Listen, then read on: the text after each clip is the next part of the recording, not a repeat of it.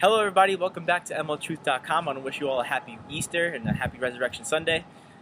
Today we're going to be talking about the next E in apologetics. Yesterday we mentioned the empty tomb. The day before that we mentioned the execution of Jesus. Well, today we're going to talk about the early accounts and the early eyewitnesses that we have. But when talking about the early accounts and the early eyewitnesses of the Bible, all four Gospels agree on what happened after Jesus was crucified, buried in the tomb, and then when they found the tomb empty. They all agree that it was Mary who found the tomb empty with the other Mary. They don't mention who exactly that was. It could have been Jesus' mother. It could have been another Mary. But they all mention that Mary Magdalene was at the tomb and actually spoke to Jesus. And they all mention that the disciples had seen Jesus. You know, you had the story of Thomas who was doubting, and he actually went to Jesus and felt the marks inside his hand. This is another account we have. And the New Testament is also very clear that Jesus appeared to many people at once. Now, why is this important? There's a famous atheist by the name of Richard Dawkins who has come up with the conclusion that everyone in that time period, and people that experience God or have some type of relationship with Him, they experience a hallucination. Now, with modern science, we understand that it's impossible for more than 450 people to have the same exact hallucination. And the accounts that the Gospels give is that Jesus appeared to 450 plus people at one exact time and spoke to them and actually talked to these people. So for 500 people to have the same exact hallucination, it would be impossible. So that's why the early accounts and the early testimonies that we have of Jesus are extremely important, and we can trust them. So you have him appearing to the disciples, you have him appearing to Mary Magdalene, you have him appearing to more than 450 people at the same exact time.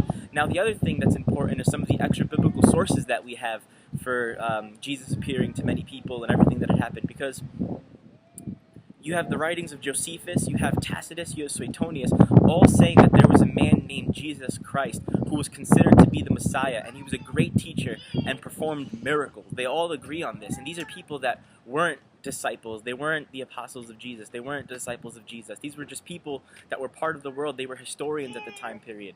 And the other thing, and the last thing that's really that really speaks to me as far as it being true, is the fact that these people, the disciples specifically, actually gave up their lives for the truth that Jesus had risen from the dead. Now, I know in today's world there are a lot of people that die for religious beliefs.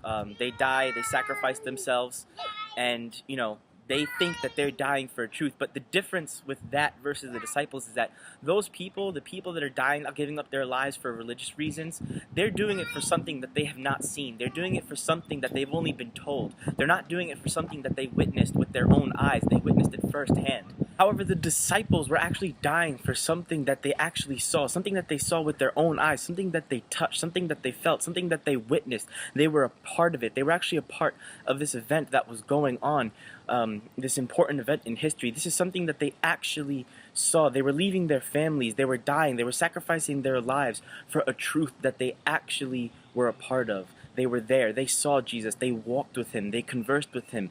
Everything they did was with Jesus. And that's the biggest difference between, you know, the people that are sacrificing their lives today for religion versus the disciples who were actually dying for the truth of Jesus Christ at the cross and his resurrection.